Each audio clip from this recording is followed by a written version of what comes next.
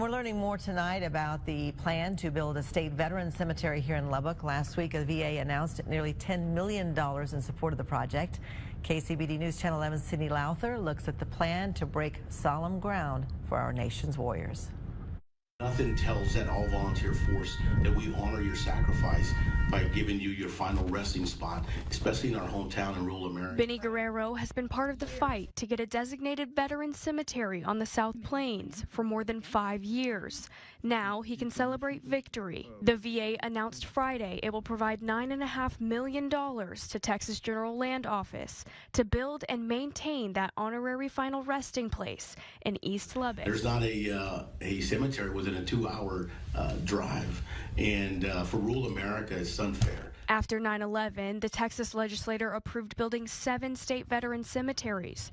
But after almost 22 years, this will only be the 5th built. You know, we always forget the sacrifice when it's no longer in front of us. It took the vision of 5 local generals, a congressman, support from the state and city level, and many veteran organizations to bring these men and women Organizations home. getting involved and saying, we need this. It's not for us, it's for them. Guerrero, who serves as the chief of staff for the Texas VFW, says a soldier truly dies when they're forgotten. Community having a veteran cemetery will ensure that those people that get buried, our veterans who find that spot as their final resting spot, will never be forgotten, because you'll be buried right next to someone who you called brother or sister. The 100 acres of city-owned land dedicated to the State Veteran Cemetery will be located off the East Loop south of 50th Street. Guerrero hopes to finish the burial grounds by late 2024. And making this a reality, it's like catching lightning in a bottle.